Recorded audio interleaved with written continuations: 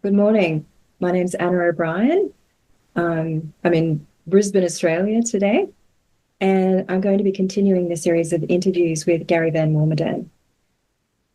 And so this is the third in the series of interviews. And so initially we did an interview where we just got to know Gary and his journey of growth and transformation for himself. The second interview, we focused on some of the paradoxical teachings and practices in Gary's lessons. And today we're going to look a little bit more closely at some of the lessons, and particularly some that have stood out to me as being very powerful and transformative. So nice to see you, Gary. Always a pleasure to see you and chat with you. Thank you. And I'm gonna find out what your questions are about. You can surprise me some more. Yeah, lovely. So I know that you often say that the practices are simple but not easy. And I would even add that the practices are simple but also very powerful and have the capacity to really help with growth and transformation. And so I wanted to focus on a few lessons today that really stood out to me in my own journey. And And absolutely, I want to add one thing. They're layered. mm, They're layered. Because what you may think it is the first time around will be different 3 months later, it'll be different 6 months later, it'll be different a year later. It'll be a different lesson, it'll be deeper, it'll have a different meaning, it'll change. yeah, absolutely. And that's what I find. I keep coming back to them, and there is another layer of complexity there, another layer of understanding, and also that felt experience of them.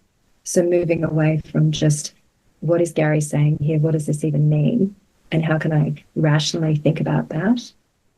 To how can I really feel this deeply and experientially in my body and in my soul?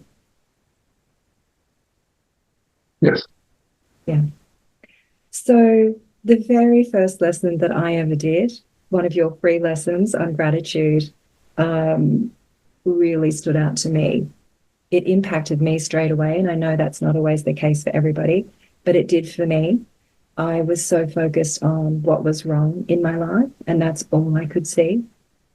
And when you pointed out to focus on what I had, even that I had 2 feet or I had eyes to see, that was a light bulb moment for me. It was something I had not considered.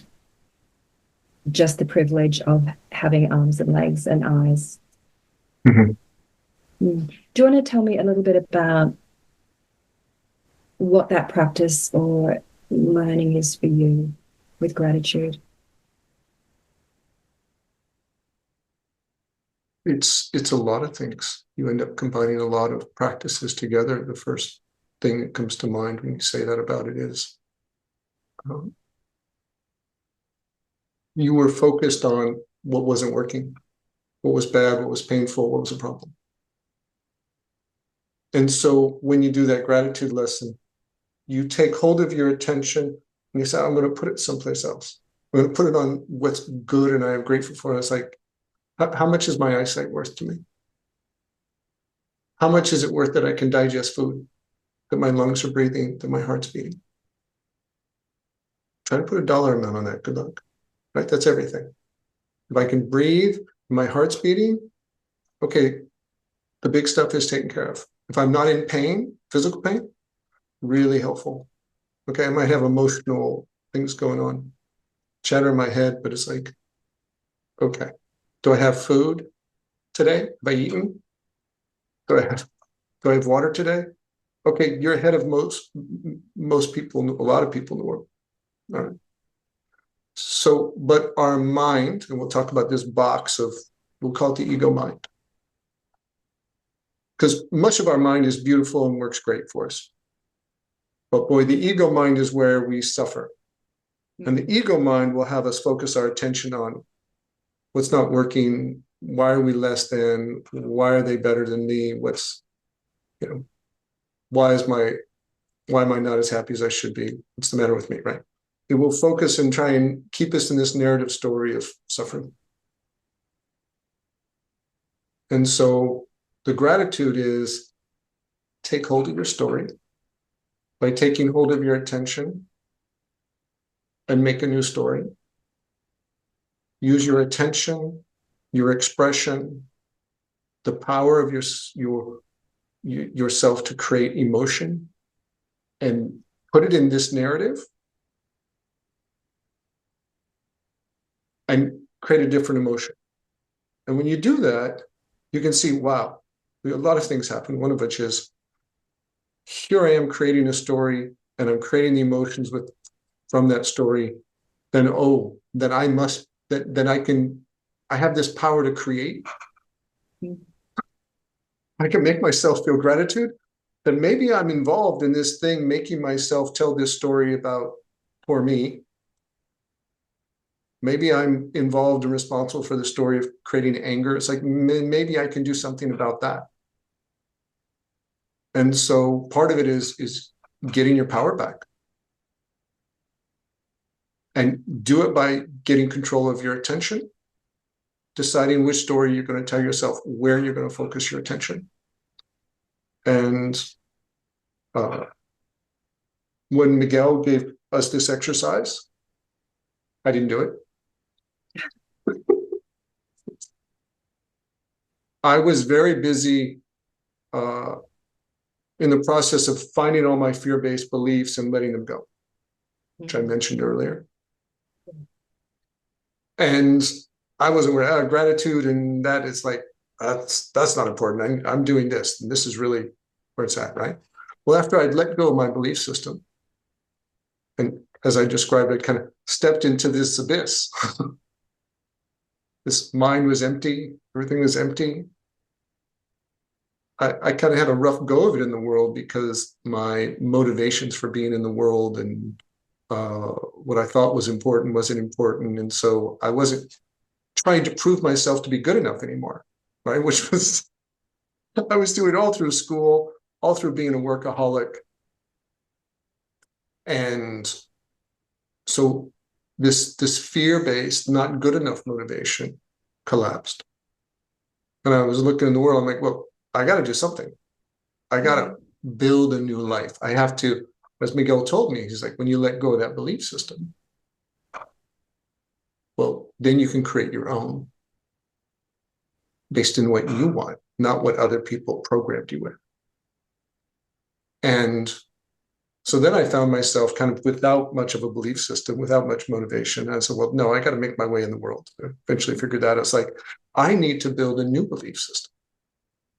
I need to create an internal world that I'm motivated by the things that I enjoy and I find satisfying. But the first part of, and the emotions I want to live in. So the first part of that was starting to learn to build my own story, create my own emotions, control, and it begins by controlling and directing my own attention. So when I talked to Miguel about this, he taught this kind of inventory process in a couple of different ways of letting go of the belief systems. And I talked to him about it, and I said, we talked about the way I did it, which was, well, I let it all go, and then I started from nothing and started to build a belief system from nothing. And he's like, that's kind of the hard way, Gary. It's like, the easy way is if you build up a new internal world while you let go of the old one. Let go of the fear-based belief systems and build up a love, gratitude, respect, acceptance-based belief system. And so that transition, will be what I described as letting go of the old house, internal house and internal world you live in, and you're building a new house while you let go of the old one, which is an easier way to do it than just demolish the old one, and it's like, okay, now I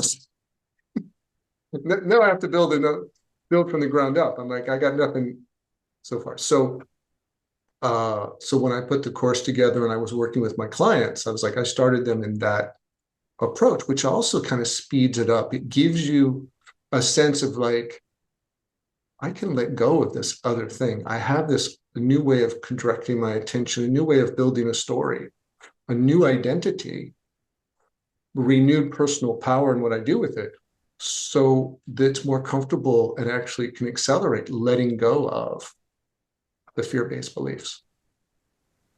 Yeah, because there's that less of I'm jumping off the cliff into nothingness. It's I'm moving from this house to that house, which was more my experience of deconstructing one house and moving to another one. Yeah. And I love what you said in the gratitude lesson. It's noticing. The first part is just noticing. Noticing, for me, I look down and yes, I do have 2 feet. My attention was so much outside of myself. And I think that's often the case. We're focused our attention outside of ourselves. And what do I need to fix? What am I focused on fixing or running away from? Or it's very much focused on the what's wrong. Mm-hmm. And so starting to notice what is right. And even though it's a small thing, I was actually going through a really tough time with our whole family when I started this. Oh, yeah. And there was a lot that I could focus on that was not going so well. And it's not about invalidating all of that, but for me, it was about just noticing, yeah, what is going right here? It's an and. Focus on. It's an and. You have to include all of it. Mm. Eventually when you get to enlightenment or get near enlightenment or get halfway there, you're going to spend a lot of times noticing the beauty in the things that are well. So if you're going to spend a lot of time doing that, if you're going to be happy, you're going to be doing that a lot. You have to practice doing that. Mm. That doesn't usually all of a sudden click. Oh, now you're doing it. No, your brain, in a way, and the neural pathways have to be built to train your brain to do that and train your attention to do that, and that being more the default state. So, Yeah, lovely. yeah, And you have to practice it in order to master it. Another thing about that exercise, though, is I still do it. I mean, it's even again, it's reapparent to me in the past 2 years and deepened. I talk about it layered. It's deepened. And one of my clients a few years ago, he said, Gary, this lesson, I went back to it, listened to it the first time. It's kind of the whole thing. It says, if you're doing this and you're doing it thoroughly throughout the day, it's all you need. Mm. So you're going to be happy. Yeah, absolutely. The challenge is the ego mind will tend to pull us away from it. So we need to do other things about that. Yeah. And so there's the noticing and the appreciating, whatever it is. I appreciate I have 2 feet. And, I notice from that we can feel satiated. If we don't notice and we don't appreciate, we're always looking for the more. What else is out there? How can I get what I need? We're never satisfied. Whereas when we notice and deeply appreciate, we feel satisfied. We sort of come into that state of, I can be happy with what I have now. Yeah. Can you maybe move your microphone closer? I'll hear you better. Yeah, because something that comes up for me. Thank you. May I speak about that? Yes, please do. Yeah. Because when we do that, we do this identity game. We're satiated. We're looking at what we have and what's fulfilling and gratifying in our life. And we're looking, it's a noticing, but we're noticing with certain eyes. We've shifted our perception. This thing we're looking with the same eyes, but something in our brain is filtering it differently. It's filtering it through, this is wonderful that I have this, grateful to have this. As opposed to, okay, we're looking at what's not good in our lives. We're filtering it through a narrative story, but it's kind of the eyes that generate the story of, oh, wow, this isn't going well. So there's something very subtle, not just feeling not enough, feeling I have enough, Like that's the end result. The narrative story is, this is what I have, I'm grateful for, or this is what, I don't have in my life. But behind that story is this kind of the viewer. It's the identity of the viewer, and that's even more subtle. Mm. And this is the real key shift in, we'll call it identity or perception, perspective, that you're generating gratitude is the outcome. You're changing the story, which is a little closer to what you're doing. But by doing that, you have shifted who you are as the viewer. Mm-hmm. And this is the one, this is the real trick. This is the real magic of what's changing. Now, if I had said, go be a different viewer, Yeah. so someone would have got, oh, I need to go be a different viewer, and they'll concoct it into some big thing to struggle with, Mm-hmm. Yes. right? But the exercise is, notice this, focus on this, see if you can appreciate it, which you have, and the byproduct of that is the viewer's change, which is the real goal, which is the real transformation. Yeah. That hits me so deeply. What you've just said hits me so deeply, because I think we can go into even growth and transformation from the perspective of what's wrong with me and I need to fix it, and I need to keep fixing and fixing and fixing. And we're never satisfied with our growth or transformation. It's what's still wrong with me that I need to fix up. Whereas, like you say, when we move that perspective over to love and gratitude, I can love everything about myself right now without You keep. didn't even know that was possible Mm. when you started. And here's the thing that happens is that if I give somebody to understand, there's nothing wrong with you, and whoever's listening to this, there's nothing wrong with you. Mm. But there's an identity, that viewer says, this is what's wrong, this is what's bad for me, and this is all the reasons I'm not good enough. Mm-hmm. There's a viewer storyteller there, and if you're merged into it, that's the world you see, that's the identity you feel you are.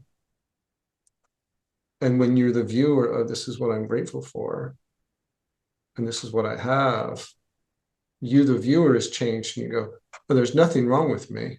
And that was just a character I was in telling a story. I was acting and pretending there was something wrong with me. I was pretending so well, like a method actor gets in the role. And it was like, they really feel that's what they are.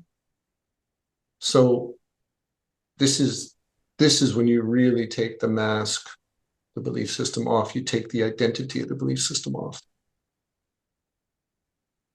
And like you say, the motivation changes. The motivation changes from what's the problem, what do I have to fix, what do I need to be better at, across to what is the dream, what do I want to create, Yeah. which could be anything that floats your boat. Yeah. Sorry. There's no worries. But there's always a, you, and you may do a meditation, you may do one of the practices that I have in the community in my course, and you may pop into that a moment and you're like, I'm fine, I'm just okay the way I am. Likely you will only stay there for a short period of time, maybe a day or a week, or if you do a spiritual power journey, will be longer, but the mind will come back and we'll wander into it again, and it will try to make us forget. So because you've experienced it once and you have absolute experience of it, the mind will come back and you're like, I haven't done the work dismantling all this yet. Mm.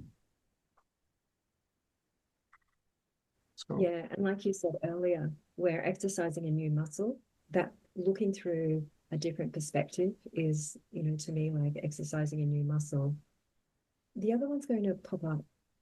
You know, and mine still pops up, and I still can look through life through that lens. It has a lot less power now, and the other lens has a lot of power. It feels familiar to me. It's comfortable to be there.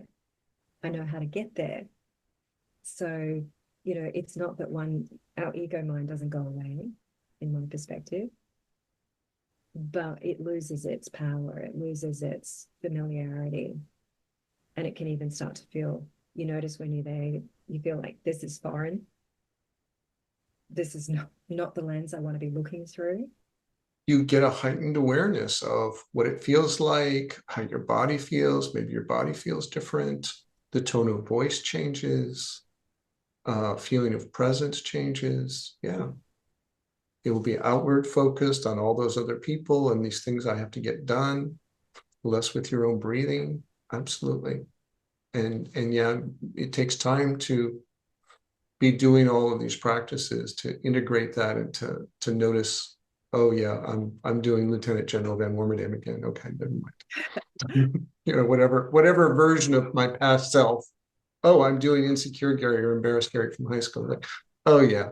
And then you see it's like you'll feel it like start to, like a costume you want to put on, you're like, oh no, I'm not putting that on.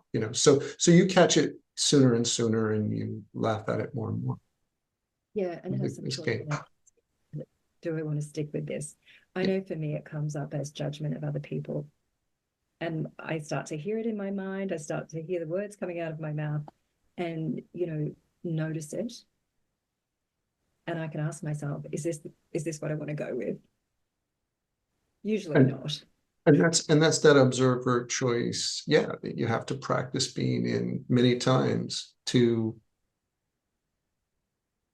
be able to catch it. I had I'll save that story for another day. Yeah. So gratitude, simple, not easy, incredibly powerful. And like you say, my husband and I, we practice it all throughout the day, daily. And it probably is probably not work to do. You don't, like it's like just a pleasure to do it, you know. Absolutely. Like some people drink wine. I savor things, like breathing and Mm. trees and bird sounds and that I've got some time and comfy couch to sit on and a show to watch. I'm going to sit and savor it. And I'm like, yes, I'm doing this. Yeah, lovely. Lovely. Beautiful. Thank you for sharing that.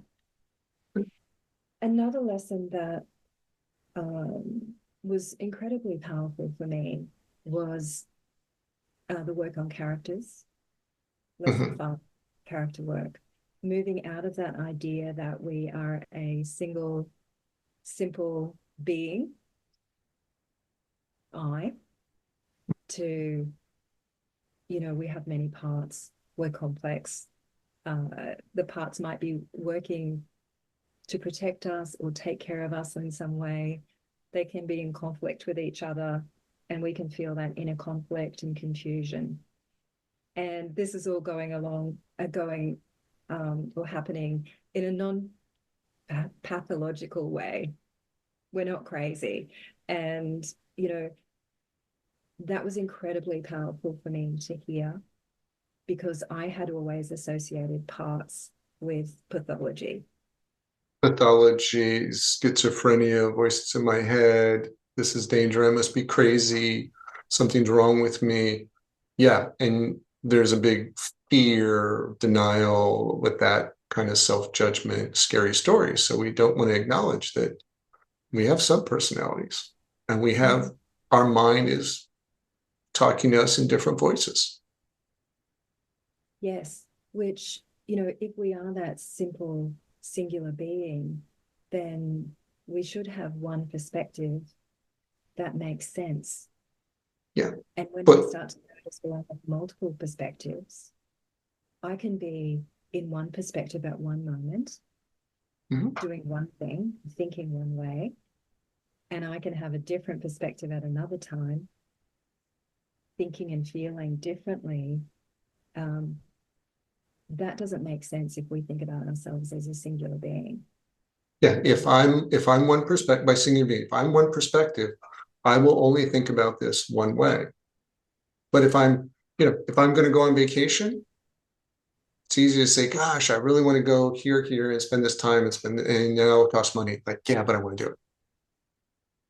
But then the other, what do you want to call it? The other narrative comes in and says, no, don't spend that much money, save the money, rainy day, more conservative, right? And so we have a part that wants to impulsively spend and a part that wants to save. What do you call that? So this is just being honest. We have multiple narratives. They conflict. This is just being honest and self-aware. My mind says one story, then it says a conflicting story, and then they argue and they debate and they keep me up. They do that while I'm trying to sleep. And the observer perspective says, let's name that. That's a part of the mind doing that, because if we want to go to sleep, it's still doing it. Both sides are still having the debate when we want to go to sleep. So it's like, here's our mind. And this is I mentioned it in the earlier interview. I realized I couldn't trust my mind. I realized it was doing things and telling me things that were not good for me. Mm-hmm. And this is both a scary realization, but it's also a relief.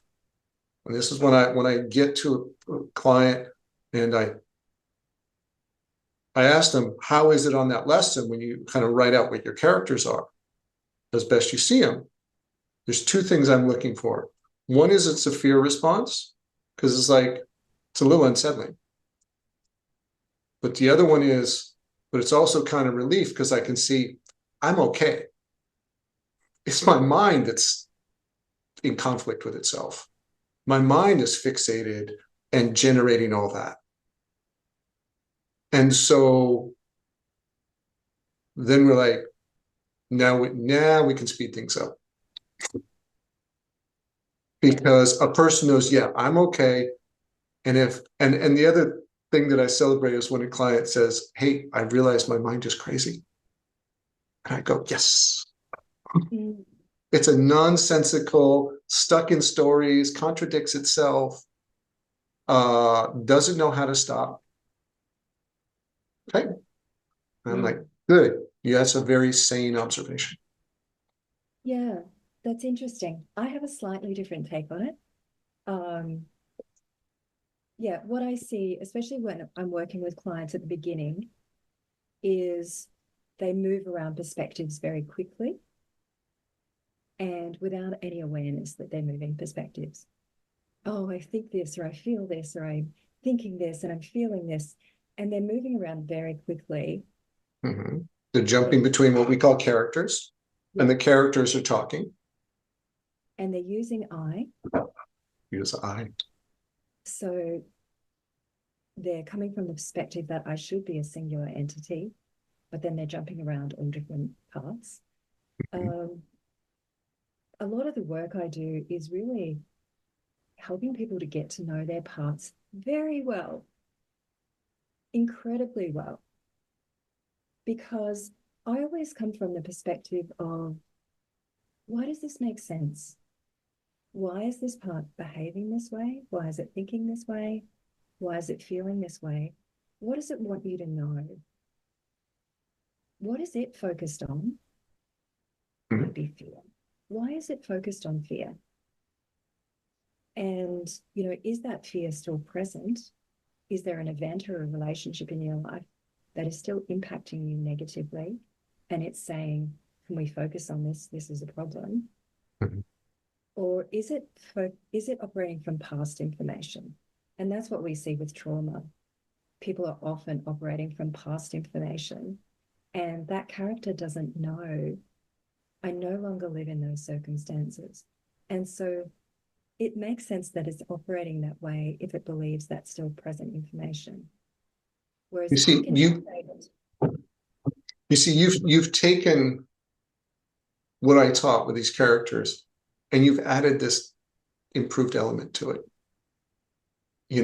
This compassionate understanding to But also by doing that, you're like, here, step into and be this viewer, be the compassionate, understanding viewer of this character. It has a purpose. It learned to do this somewhere in the past. No doubt it was very helpful at some point, or else you wouldn't have started doing it. Mm-hmm. And so again, your lesson is here, let's view this in a certain way that keeps us out of another judgmental, critical victim story about this character that's maybe generating fear. You know, my version of that was just go to acceptance. Hey, it's there doing what it's doing. But you then took it a little, which you took it a little deeper right away and go, all right, what's its purpose? How's it trying to help? Maybe it's not helping, but it's trying. So, you know, I'll get into that later, but you know, it's the same thing. It's like, let's be a clean, compassionate, understanding viewer is vital. Yes. And I think you speed up understanding the characters in that with that element to it. Because you're a clearer viewer. Yeah, from my perspective, you know, I want all those characters to be on board with the process. And, you know, what we often see is some of them aren't right from the get-go, you know, especially those gatekeeper kind of characters, Yeah. managed characters say, I've already got this. Thanks, Gary, or thanks, Anna. I've got this worked out already. I actually don't need you. You know, you're going to come in and maybe upset my emotional parts, or you're going to upset my physical body and destabilize the system. I don't need you, or I don't want you here. So instead of rejecting that character, I can actually say to it, oh, thank you. You're letting me know you've got some concerns here. What are the concerns? And how can we work with those concerns? Because these characters know information we don't know. Oh my God, they're amazing. They're amazing. They have stored memories. They have emotions. They are protecting us from pain that we've been denying, that we didn't know how to handle. I continue to learn. And I think my approach in the course is like very engineering, you know. And more recently, I've incorporated a lot more trauma approach, which is where you're like, no, let's take our time here and let's be gentle with these character parts.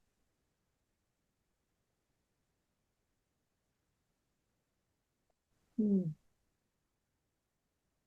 Yeah, I'm just thinking, you know, as part of my personal process, I had some parts that I was really ashamed of and I did not want anyone to see. And, you know, if we were labeling some characters as crazy or something like that, they were the ones. And so I had to push them away and say, well, they're the crazy ones. I don't trust those ones, and I'm going to reject them. Mm-hmm. Work with these other characters over here that are more manageable. And so they're still lurking around in the background with their belief systems and their emotions and, you know, coming up physically in my body. And so I noticed it wasn't until I said, okay, you know, can I get to know you? And even though your behavior seems crazy, and I know in IFS, you know, we might refer to these as firefighter characters, their actions can seem quite extreme. What they feel can be very intense. And yeah, so for me personally, it was, can I get to know you? Yeah. And can I acknowledge and include you as part of my system? And that was a bit of a game changer for me. That is a And big, yes. Here's the, here's where the whole script flips in the journey. So, but you can deal with your mind, in a limited way in the beginning, because you're learning and you're practicing these tool sets, and you're just like, how do I shift into a neutral observer viewer? And then how can I be curious, and how do I ask questions and see these characters with some understanding? It's like,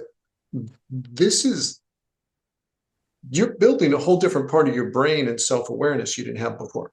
All right. So you do this in steps, right? And the harder ones, that most seem crazy, you're most ashamed of and most afraid of, you're like, we'll put those off to the side. So you get some ground where you can, and you build skills on the easier parts, always, right? Yeah, absolutely. And then it becomes, but as you grow in your skills of like not just self-compassion, self-awareness and self-compassion, and to hold your attention, something interesting happens. It's like you show up here seeing this mind being a tyrant, and the ego mind is abusing us, right? It's putting us through fear. It's getting us, making us angry. It's like giving us narrative stories. We feel pushed down by it, right? And we're essentially in a victim point of view. You get out of victim and you climb up to kind of like, what's really going on here? I'm not going to be victimized by it. I'm going to crawl out of the hole, and I'm going to do something about it. And then you look around and you start to like go separate from it, because you're like, oh, my mind is just not a mind. It's multiple voices. And here's the patterns they do. And you get clarity. And then what happens is you get to that realization. You're like, I'm not here to get away from this mind. I'm not here to go to someplace spiritual and leave it behind. The thing that we have to do is I have to go into this mind, and I have to help it heal. Mm-hmm. I have to go to these character parts, and I have to meet them with empathy and understanding and acceptance. And I'm going to help them heal. And when they do that, they will let go of their fears. They will let go of their beliefs, because where are these beliefs held? The beliefs are held by these characters, Mm-hmm. right? They're not really our beliefs. It's because we're just this essence of energy. And we've built this mind of beliefs, and these beliefs are held by subpersonality characters. You ask these characters what they believe, they'll tell you their beliefs. And you're like, yeah, I've been living by you, unconsciously blended with you. I've been acting out your story, right? And now you show up kind of as a presence self. And you're like, and you ask them, you're like, do you want to keep doing this? And these characters gonna, no, I don't. I'm tired. I'm suffering. I don't know how, but I don't know how to stop. And you show up as the essence and the force that helps them and saves them from their suffering. And so you go from the victim of your story, victim of the story, to observing your story, to observing it's the characters telling the story, to the hero that's going to help them out of their suffering. Because your ego mind and yourself, your essence, your presence, your destiny is intertwined. Yes. You have to help your mind not suffer. And thereby, you'll be relieved of your suffering as well. Yeah. Yeah. I love that. Something that you said really resonated with me. With our parts, who do they think is the problem? The rational mind says, I'm not the problem. The rational ego mind, it says, I'm the problem solver. I'm the one holding this whole thing together. It's your emotional wounded self that's the problem. And so, it's pointing at that part and saying it's the problem. The emotional wounded part might be saying it's the ego mind that's the problem. It's so bossy and mean to me. It's the problem. And then another part might be saying, well, it's your physical body that's the problem. It's having these symptoms and it's having these physical reactions. It's the problem. And so our parts can have really different perspectives about who or what is the problem. If you play in this program, if you understand it as parts, you're like, oh, I see all the moving parts. But if you, and this is in the lesson on identity and perspective, it's like I said, like start writing in third person, because the chatter in your head is not you, right? Mm-hmm. And this is leading to seeing these character parts. If that people say, oh, I'm my own worst critic, I beat myself up. I I can't get out of my own way, right? Like try and get in your own way. It's only you. So that statement is illogical, right? Mm-hmm.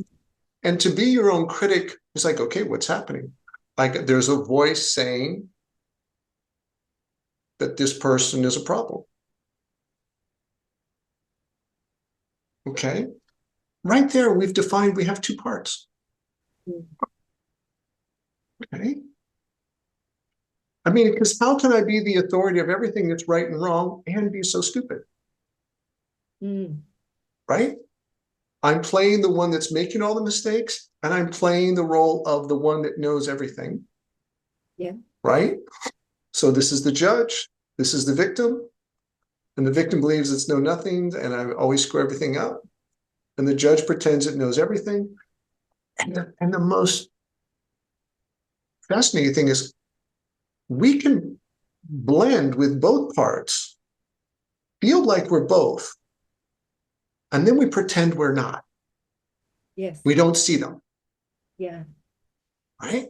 So we have to stop pretending that we're them and be honest and see them, that this is going on inside, right? And that takes us out of this shell, this box, this tight cocoon, and go, okay, now they're all still there. Mm. But again, now you, the viewer, are in a different perspective. You're not blended with them. You're not viewing it from I'm the victim. There's something terribly wrong with me. And I'm not viewing it from the critic that says there's something wrong with him. Mm-hmm. And you start seeing that all this self-criticism is not self-criticism. It's the judge pointing out the victim's a terrible thing. Yeah. And so when you start seeing that, it's like, okay, and this was one of the interesting things about studying engineering. It's like how you define the problem changes your ability to come up with solutions. Absolutely. Right? So if we state the problem is here's characters and one's blaming and criticizing the other and finding it's worthless, we're like, and we're standing back watching it, and we're like, oh, we can do very different things with it from this perspective. And we can't do anything hardly at all from I'm criticizing myself and I'm hate myself. Like there's no options there because our viewpoint and our actions are limited from I'm the victim. If I'm in the victim viewpoint, I'm not going to fix this. I'm in the judge criticizing myself viewpoint. That character is not going to fix it. So as I blended with those two character parts, no solutions exist. They're just going to keep doing their same dance. Absolutely. So Yeah. this separation from the mind and observing it and being present, now you have options of solutions that you didn't before. And I would add in there that self-sabotaging part. I work with people with addictions and eating disorders, and they will just do whatever works for them in the moment. And, then the judge comes along and says, why did you do that? Or the wounded victim part will feel like more shame because it's behaving in a way that's not authentic to the self. So Yeah. you have those three parts: the judge, the victim, and the saboteur all working together, all working against each other, really, and Working blaming against. each other as being the problem. Yeah. And like you say, we need to step out of that altogether Yeah. and look at, I like a system. It's if I may, I just Yeah. so yeah. What's funny is you have to step out because it's like, oh, the saboteur is like they'll impulsively go shopping or numb out on social media and what have you, or alcohol, and right. And then, doesn't turn out well, but it's trying to numb out from some emotion usually, right? Yeah. And then the judge, not aware that there's different parts, seeing that it'll blame the victim and punish the victim for what the saboteur impulse was, right? So the victim gets punished, thinking that it's going to change the saboteur's behavior. Then it will somehow stop the impulse. And the victim's back here is like, I didn't do anything. I'm getting punished and it's an injustice and it feels more anger and hurt about something it had no impulse in. So this is how our interesting mind compartmentalizes things, and that these character parts are unaware of what they're doing, even though they think they're helping. Yeah. They don't notice what these different parts are and how they're separate. Sometimes I'll sit with people's characters. We'll have conversations with their characters, and I asked the judge, it's like, oh, when the saboteur does that, who do you punish? So I punish him over there. It's like, how's that supposed to help? And he's like, oh, well, yeah, no, that the victim didn't do anything. Yeah, really. I guess that's not really going to change his behavior. He's not the problem. Like, oh, okay. So it's like they're clueless about a lot of things, even though they sit there with their, often the judge in the big high chair, and pontificate about he's right about everything. So Yeah. Yeah. I take a systems approach, looking at us as a system. absolutely, And the mind is a system, belief systems, yes. we experience destabilization of the system. Something happens and it destabilizes us. We have an emotional reaction. And all of the different parts have a perspective on why it's destabilized, and they start blaming. And they're all doing their best to try to restabilize the system. Yes. But they're doing it from only, like you say, their perspective. And so to restabilize the system, we need to step outside of it, like you said, and take that outside observer view. What's going on in the system here? Yeah, you can see that the judge is blaming the victim for what the saboteur did. And that's, I love when I'm focusing on that addictive part with people, and I've had an addiction myself, it turns up for a number of reasons. It could be habitual. It could be that you're experiencing something you don't want to experience.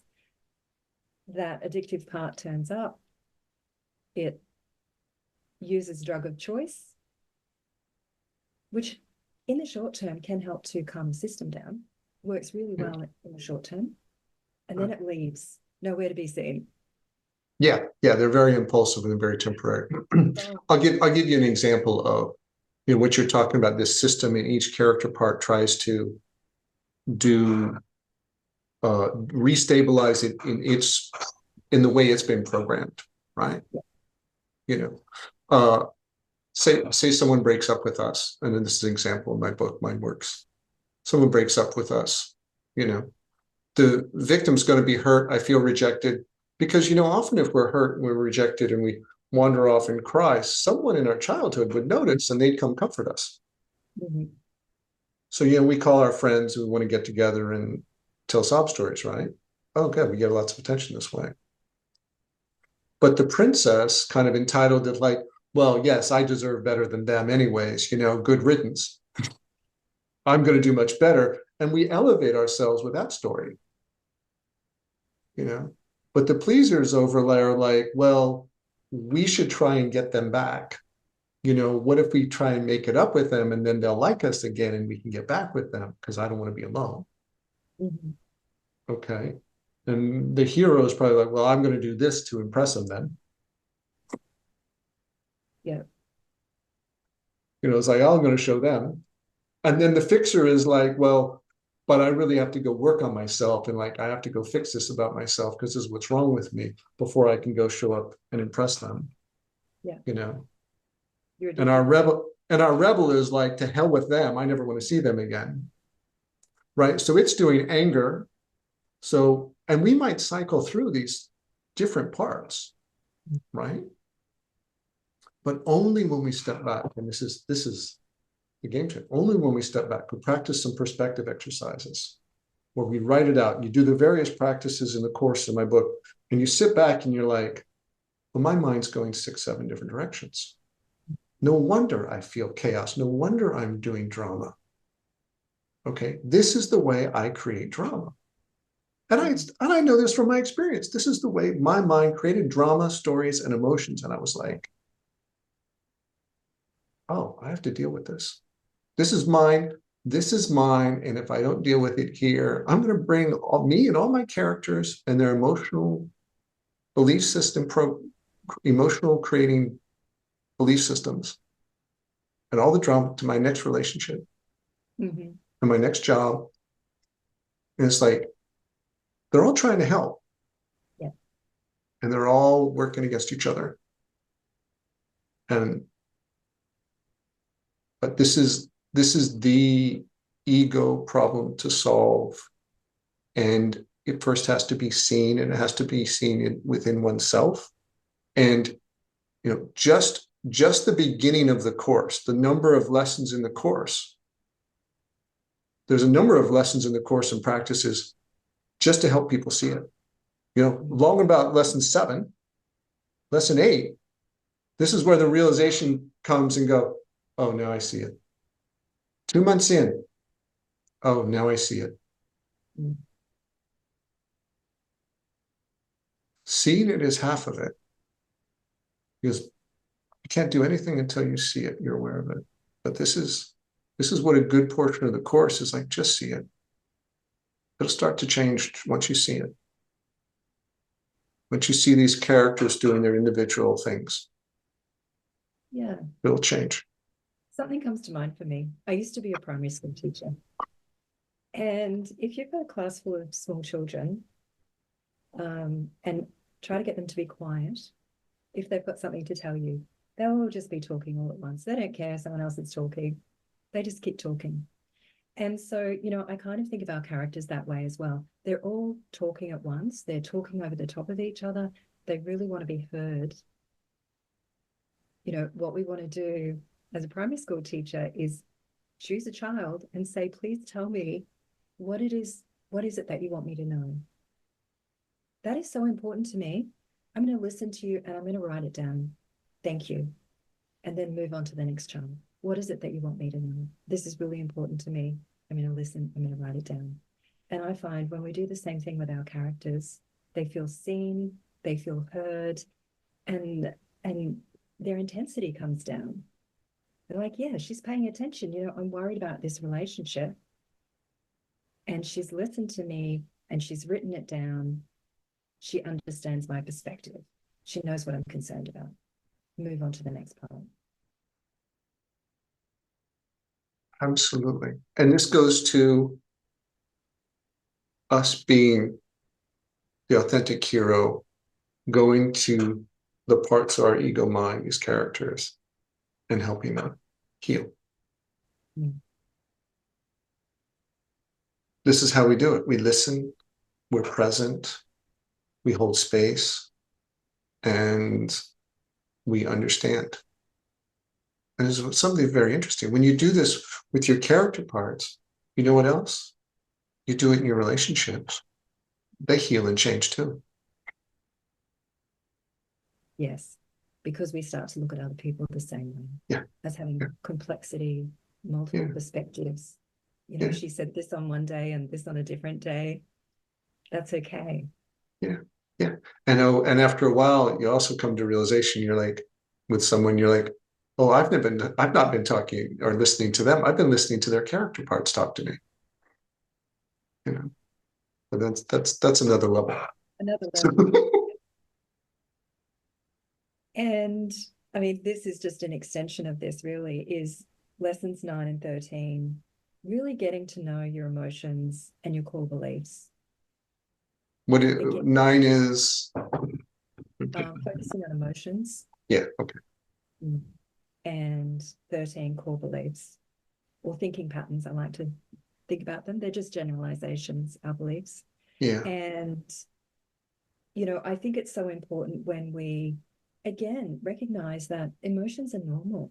We all have emotions. I get angry or I experience anger. you know, there are different levels of intensity of anger, but we all experience anger, and that's normal. We all experience sadness. Again, it's normal. So we can bring our attention to these things, our emotions, and the ways that we think, and get to know them.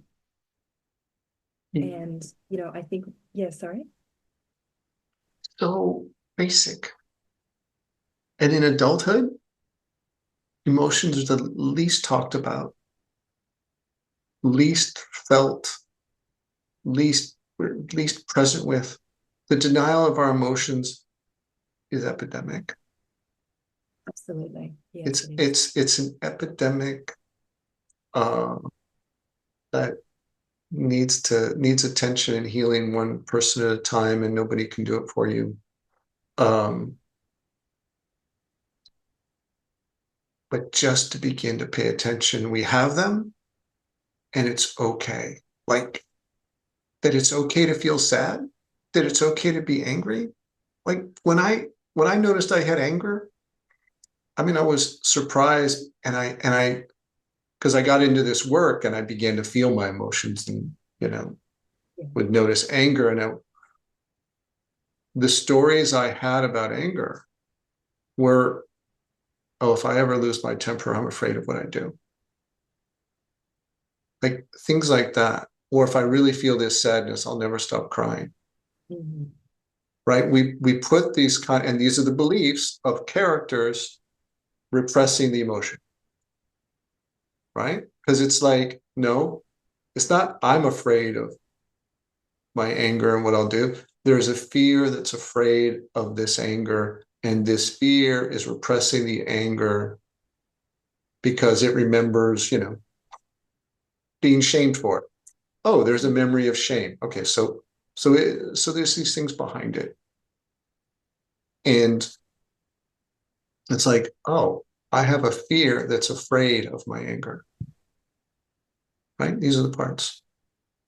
So yeah, we have to, and I come back to, we have to change the language, get rid of the pronouns I about all these parts, and or else we have the wrong map, and then start to do whatever nervous system attention regulating, hold perspective, to hold space, to kind of go, oh, okay, well, I'm going to cry with this. Okay. Yeah, that's going to happen. Good. Yeah. Or I'm going to feel rage. Okay, I'm going to feel rage. Let me go for a walk by myself, or whatever you need to do it. To kind of say, yeah, I'm going to feel all this and I'm not going to act on it and, you know, fling it at another person. Trust yourself to do that with your emotions, and it takes practice to build up to more and more intensity. Yeah. Yeah. And again, starting to look at what's the problem. I work with families quite a lot, and you know, often a family will come in and say, well, this person's angry and that's the problem. Whereas, you know, I listen to their story and I'm like, well, I'm not surprised you're angry. You know, you should be angry about that. And so starting to look at what is the problem. And I don't think the emotions are the problem. The emotions are never the problem. Mm. The emotions are never, the emotions are an indicator of what the belief and the emotional wound is. Yeah. Yeah. Now the emotion might get vented out and at somebody, inappropriately, and that's a problem. Yeah. But the emotion itself, not a problem. What we do, we may take an action in the way we direct it to somebody. That's different than having an emotion. But having an emotion, and this goes counter to the number of narratives in society and family and what we learned growing up.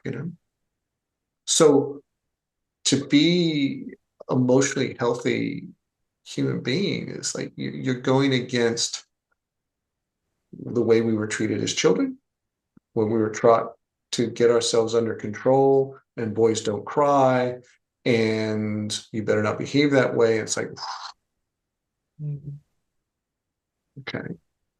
And oh, a woman at work, and oh, she's too emotional, she's irrational, and so they put on this armor.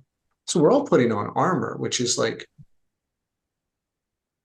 repressing emotions, and it's exhausting, because it also says I'm not going to feel my sadness and my anger. Well, you don't get to just like stop one end of the spectrum. You're like, I'm not going to feel those emotions, which is I'm going to shut down my emotional feelings, which means I'm shutting down my joy, I'm shutting down my gratitude, I'm shutting down my awe, and I'm shutting down my love. So taking that armor off is both scary, because, okay, you're going to feel your anger and your sadness, you're going to cry some, but it's the path to opening your heart and feeling joy and love again. Yeah. And I think there are some important things that you've just said there. Emotions are, they're just information. They're just telling you something. I feel sad. What's the information then? Oh, I feel disconnected from people, or, I'm experiencing loss or overwhelm, something like that. There's information in the emotion. And instead of just pushing it away, we can lean in and listen to what is this? What is the information in this emotion? I feel angry. Why? Because someone's crossed my boundaries or my needs aren't getting met. Um, and who am I angry with, or what am I angry at? I'm angry at them. I'm angry at myself because I let them cross my boundary. I'm angry at an event. So we can lean into anger and listen to all the information that's there. And the other part that I heard you saying was, holding on to the energy of those emotions. And there's a lot of energy in fear. There's a lot of energy in sadness and anger and shame. Holding that all in is a full-time job. It takes all of our effort and energy, and it's exhausting. So starting to Exhausting. learn, how can we let that out? And the third thing that I heard you say is society doesn't teach us this.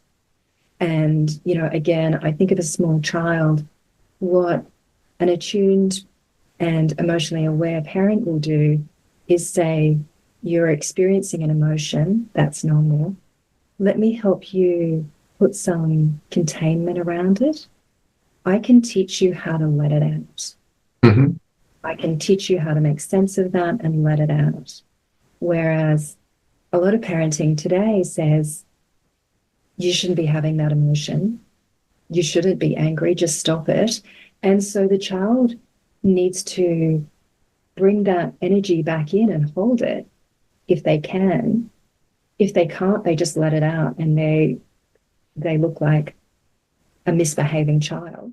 And then there's a consequence because they haven't learned how to let it out and express it.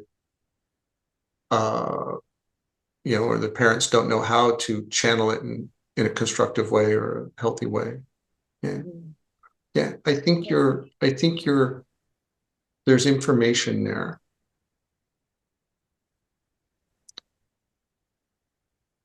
You also you have to like sit with that emotion. And this is where, to me, the exercise of writing that I emphasize in the course in the book is important, because how we have to work, and we have to do some mystery solving, hunting, investigation to find out what are those bits of information. Where exactly was the boundary crossed? Which part, agreed to allow that and felt hurt? Which part was repressed, that didn't speak up and said, no, it's not okay to do that or say that, or I'm not doing it? It's like, what did we hold back? That then now we're angry at ourselves because we held back.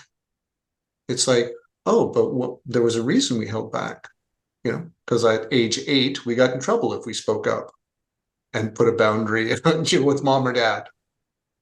So it's like, oh, here's a belief system program where I learned to, by habit, by conditioning, to let mom and dad or other people cross my boundaries and mistreat me, brother, sister, bully. It was like, oh, so like it takes us back to learned programs if we sift through the information to get to the parts and what they're doing, part characters, what they're doing.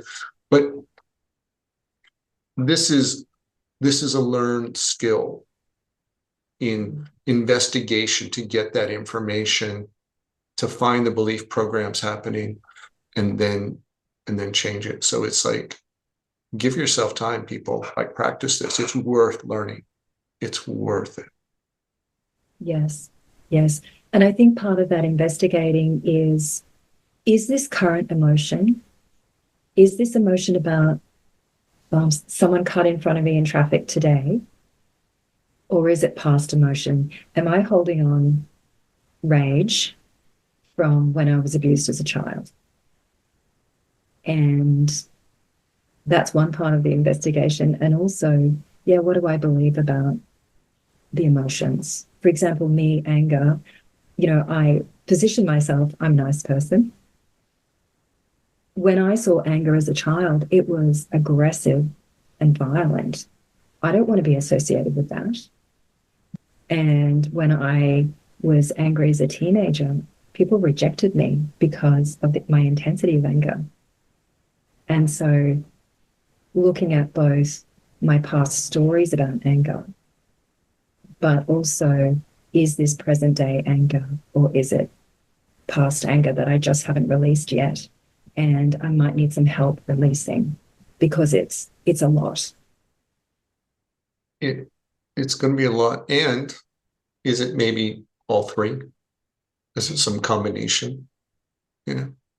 So um,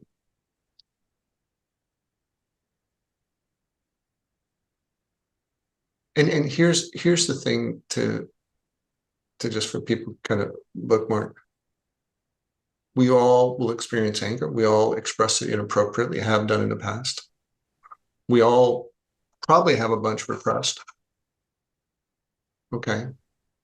I mean, in my process, in one of the lessons somewhere, it's like I tell the story. It's like, yes, I wanted to just, someone wasn't making my hot chocolate at the counter the way I thought they should be. I just could feel this rage. I wanted to, in my mind, I was reaching across to like grab them by the throat. And inside, I am just like, wow. And I had no idea why, but I'm like, okay, I got a lot of rage. We're gonna figure this out and be with it.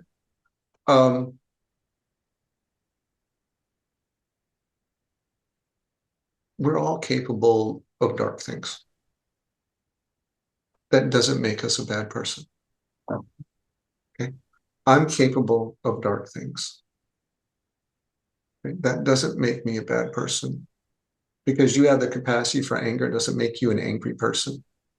It makes us a normal human that evolved with survival instincts of fight, like anger, and flight, run, fear. Okay. So I've evolved. Well, this is a product of evolution of a rage that could fight for survival. Yeah. And kill other beings. Okay. So that's part of the equipment here. Yeah. Okay. Now, as I develop my consciousness and presence, and I'm more connected and present with that, I'm like, okay, what do I want to do with this, and what do I want to refrain from doing?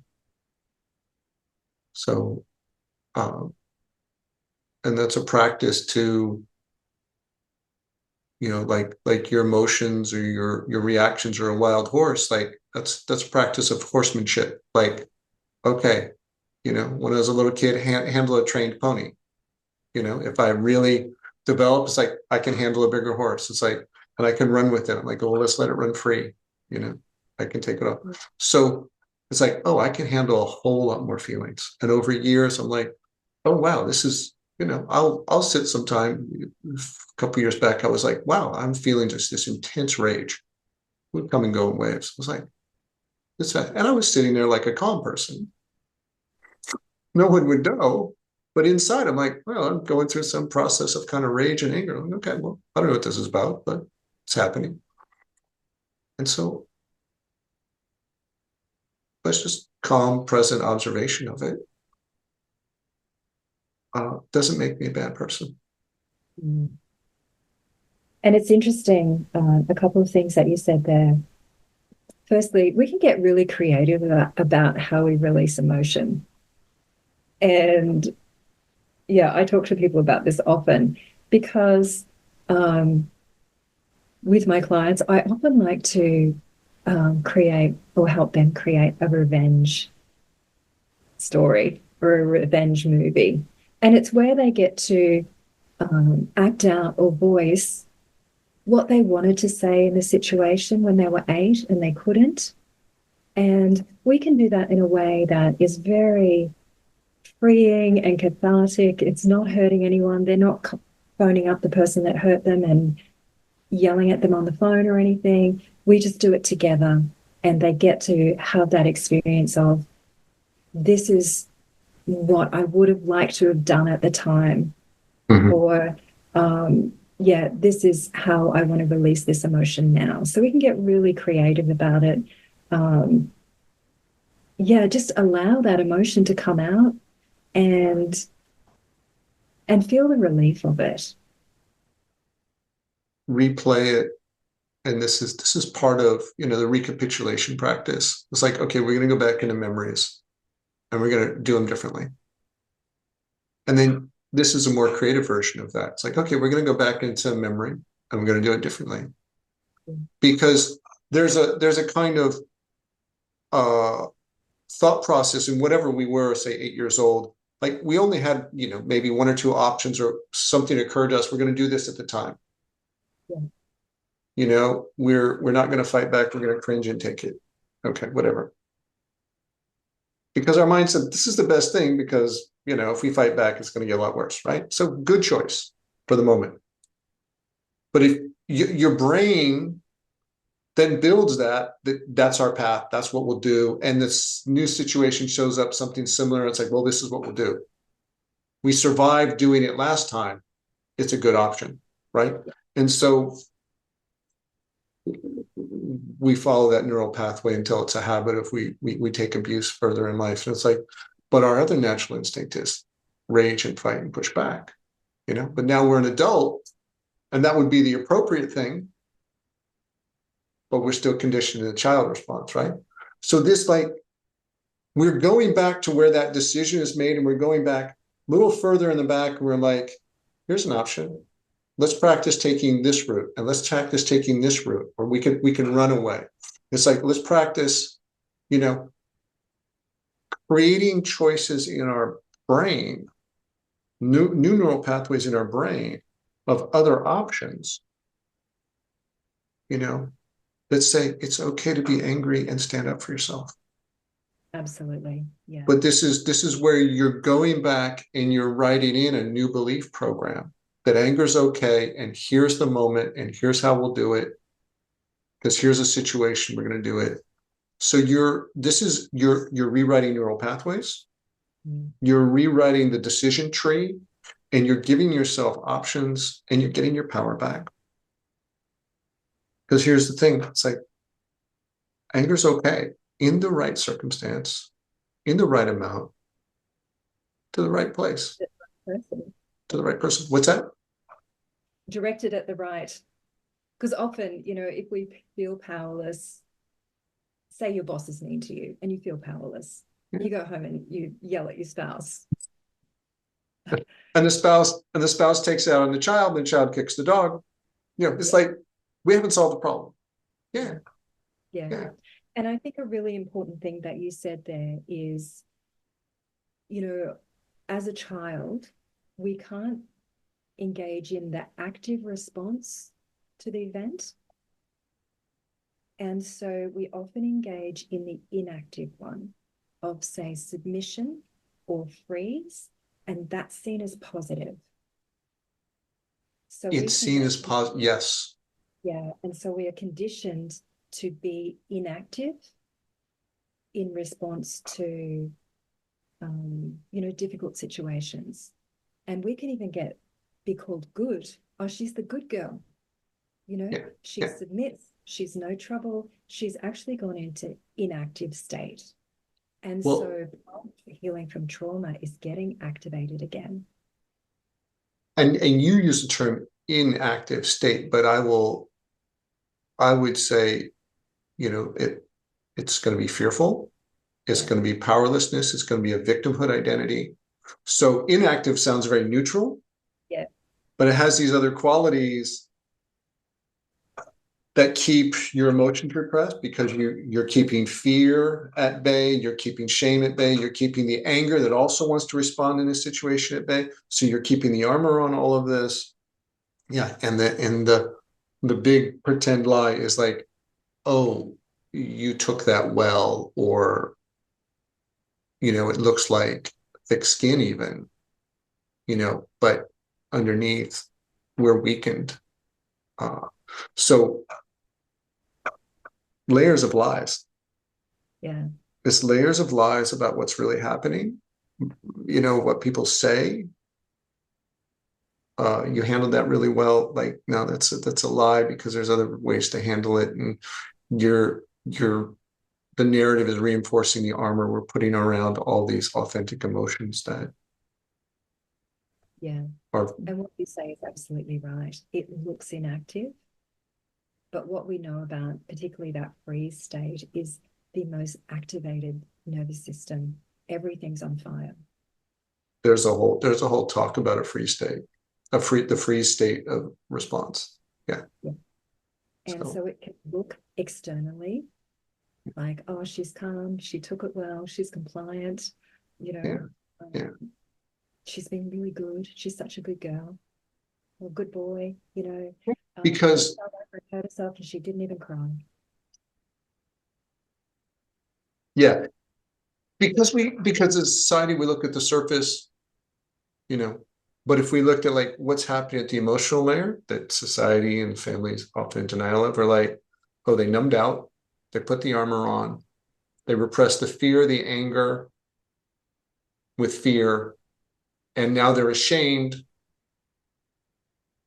Okay, and that's all bundled in a ball, stuff that inside, continue on, armor over that, pretend nothing's happened. Like, okay, now we're walking around with the emotional wound. And we're more likely to redo it the next time the same way. Or all that pain stores up. And here's the other thing that happens: the pain stores up, because we're like, oh, I got to keep this under control. I got to keep this under control. And then an explosion happens. Mm. It's like all that emotion under pressure, our armor denial system isn't strong enough. The outburst happens. Usually that's someone who loves and cares the most about us, we're closest to, that we love and care, because oddly, it's safer. We're not going to have a repercussion. So it's like we harm the person that loves us the most, because somewhere in our brain goes, they're less likely to retaliate. And so we do the most harm by trying to cover up our emotions to our relationships. It's not, it's not, it's not working. Mm. And the whole approach is be honest. Tell the Yes. truth. Is it working? Is it not working? And it's Amen. hard to get people to do that, because they're like, well, I held him in for a while. Yeah. Right? That's the great lie of pretending. It's like, okay, and then what happened? Well, yeah, then it was an outburst. And they'll go back to, but I held it in for, they'll focus on this like temporary patch instead of going, yeah, but is that approach working long term? It's like, as you outburst to your partner, tearing them down over what happened elsewhere, it's like, oh, yeah, you have to really own that. That's the uncomfortable responsibility, and go, be honest, tell the truth. It's not working. That's a hard one, but it's Yeah. worth doing. So you have to look at the larger dynamic and not just focus on this, because it's denial to say, oh, I held it together for a little while. Like, denial. Own it. And I think, as people work with especially emotions they've held on for a long time, that emotional energy, the way that it comes out might be a little scary, it might be intense, might be unfamiliar. I think working with someone, and it could be a friend, but just someone who can stay with you and help you release that emotion. That's what we do with healthy parenting. Sit with your child while they release the emotion. And we offer some containment with that. This isn't going to last forever. You're gonna let it out, and then you'll feel some freedom. That's containment over time. Just to understand the temporary nature. It's like, yeah, we're going to cry for a little bit and then we're going to be fine. Okay, let's do that. Yeah. And some being with, so it's not a lonely experience of feeling out of control, lost and alone. That there's someone even just sitting next to you and saying, you have a good cry, I'm here. Yeah. And a lot of times, people don't know how to hold space for that. You might have to tell them. I've had a client, and it's like I tell her husband, I'm like, okay, I want you to tell your husband you're going to do this. It's like, this is what I want from you. Okay, I'm going to vent. I'm going to say all this stuff. I don't need you to ask me, I don't need you to do anything for me, except ask me, tell me more. And then what happened? What do you feel? Like, ask me those 3 questions, but don't fix anything. Yeah. And if I cry, you're going to sit next to me and you put your arm around me. Like, so she gives him a script. And he's like, that's what you want? Okay, that's what you're getting. And it's like, next week, how did it go? She's like, that was awesome. Right? Yes. But she had to instruct her partner, this is the space I want you to hold for me, because this is the emotion I'm going to go through. I want these things. Don't do any of these things. So that's okay. Guide your to get a space where you can really feel emotions and feel safe. That's so valuable. And yeah, a lot of times we'll hide them around other people, but if you can do them around other people, that's medicine. It's medicine. And I really believe it's a superpower when we can experience emotion, people around us as well. And I sort of take a 3-step approach, particularly when I'm working with families or couples. One is prime the other person. Tell them, I'm going to, I want to have a big cry. I'm just going to let it all out. Or I might even go in my room and do that. I'm just letting you know, I'm going to go in my room. I'm going to have a big cry. It's going to be noisy. This is what I'm doing. I'm choosing to do this. Yeah. Release the emotion. And it could be, like I said, it could be crying. It could be saying something. It could be stomping your feet. Release the emotion. And we're also going to let the other person know what outcome we're looking for from them, what involvement we want. So you might say to them, yeah, I've been working on some stuff. I have a big cry, just let it all out. I'm going to do that in my bedroom by myself. But when I finish, would you mind if we sat and had a cup of tea together? Or can I have a hug? Or can you cook dinner? Whatever it is, letting the person know what they can do. Yeah. Because I find that does a couple of things. One, you're going to get what you want. And you're not going to get what you don't want, which might be advice or, right. Here, have a tissue, are you done yet? Yeah, you don't want somebody, oddly enough, you don't want somebody saying calm down or get over it or you're overreacting. Like, oh, these are the worst things you can say to try and help. It's like, no. Yeah. And I think it's helpful for the other person because they know exactly what they're expected to do. They're like, oh, okay, I'm married to a man and I know, and I'm thinking about him in particular, he likes to know what he's supposed to do. Yeah. Can you do this? Can you, when I come out, could we have a cup of tea together? Or can I have a hug? Or, I might be emotional. Can you cook some dinner? Excellent. He's like, fantastic. I know exactly what I'm doing. We don't want it to be an Easter egg hunt. Tell us what you want. Yeah. No, don't leave it to us to guess because, we'll do some dumb guy thing. Yeah. And I also find, I work a lot with parents and teenagers, doing that process with parents as well. So they know, your teenager's going to rant about what happened today at school. They had a fight with a friend. You don't need to solve it for them. Don't need to fix anything. They're just going to rant. You And don't, yeah, don't jump to a solution, jump to, oh, you feel angry. Okay, good. What, any more of that in there? yeah, Yeah, you feel angry. Okay, any more of that? Good. I got angry. It's like, well, you, if you feel that much anger, it's probably because you feel hurt underneath. Okay, do you feel that? Like you're having a conversation, to be honest, and you know, what most people are doing is they're uncomfortable feeling with another person having that much emotion. So they are trying to make it go away yeah, and stop it and correct it and fix it and repress it and move on to something else that feels better and let's go shopping so fast that the emotion doesn't get processed.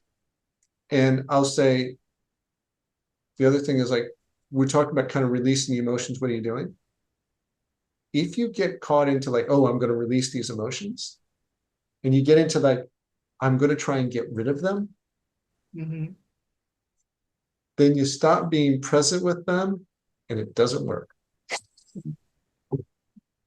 So yeah, you can't let it go from, oh, I'm going to release these emotions, so I'm going to get rid of them. You have to come back to, so I'm going to release these emotions by being present with them. Yeah. So it's just kind of contradiction again, right? Be present Mm. with them and they'll release. Mm. I'll share a personal thing. I've got daughters in their early 20s, and one of mine, when she's upset, especially with someone else, she'll say to me, Mum, I want you to join in with me in my perspective.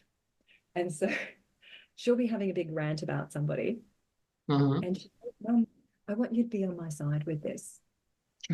And so I know what I've got to do. That's what we do.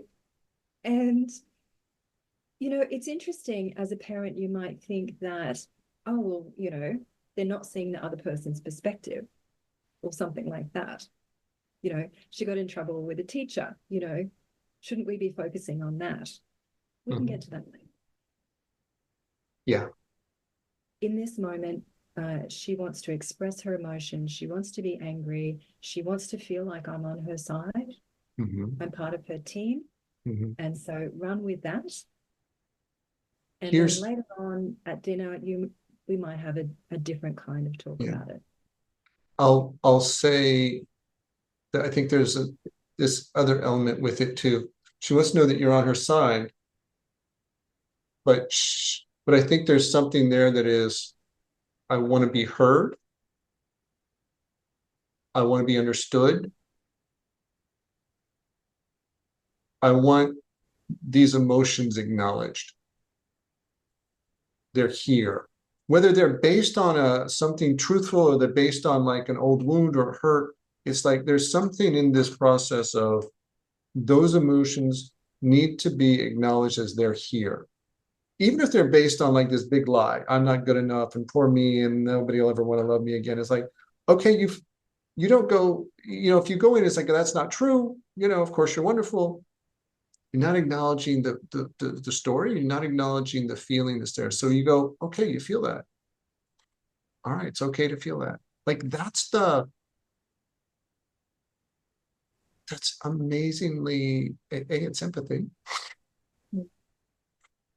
You're not trying to fix and change anything. And it's healing. Something happens in that process when somebody is sitting with you, acknowledging, yeah, you feel all that. It's okay that you feel all that. Like Yes. medicine, the medicine of attention and consciousness goes right to the core of where that energy is, and something is transformed. Yeah. And a lot of times, we people are not able to do that for ourselves. And so, this is the value you mentioned, sitting with someone who can hold space and let their presence join into that deepest emotion. That's healing medicine. Yeah. I think it's very healing.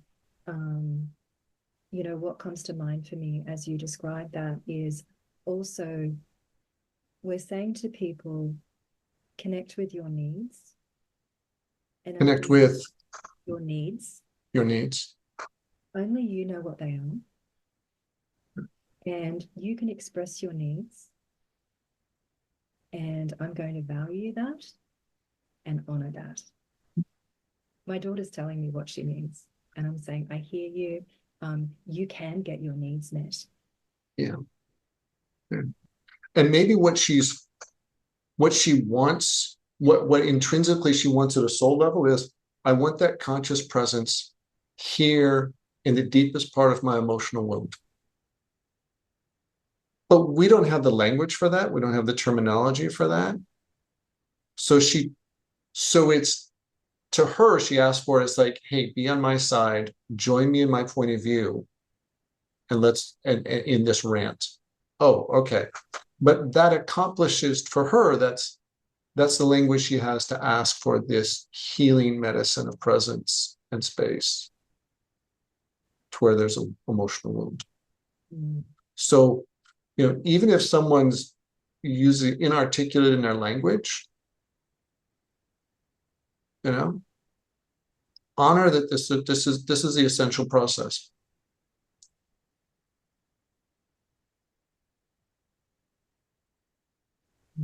I love that. Yeah, yeah.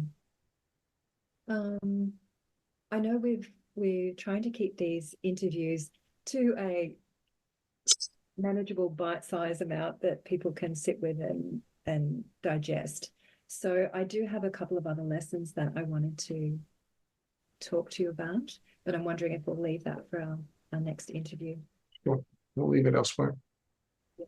Okay. Yeah. This is a lot to process. I mean, any one of these is yeah, and I don't think, we don't want to just rush through from one to one to one and keep moving forward. Mm-hmm.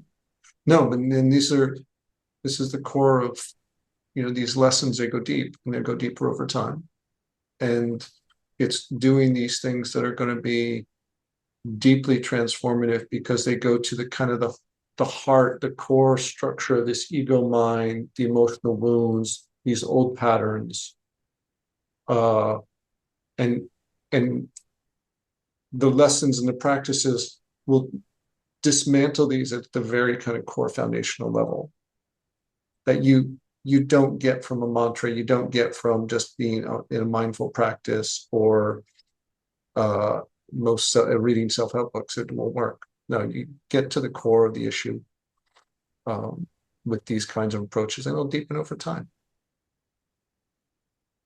Yeah. So thanks for asking to go deeper with this about why this medicine is structured the way it is in these courses and lessons. And that's why, I did want to talk to you about these lessons, because they're the lessons that I'm still following today. You still practice. I worked for 7 years, and I just keep coming back and going over and deeper and moving out of just thinking about it into doing the practices like you said you did with Miguel, and then just feeling it very deeply. And I think we begin with ourselves, and then we move out into, how do I include this in relationship and different types of relationships. So I think they're incredibly powerful. I still practice them. Mm. And they deepen, and they have a bigger impact and more profound and new layer of meaning these days. Thank you for asking. Yeah, thank you. So nice to see you today. Take care, and we'll chat again soon. Thank you very much, and we'll explore some more later. Lovely. Take care.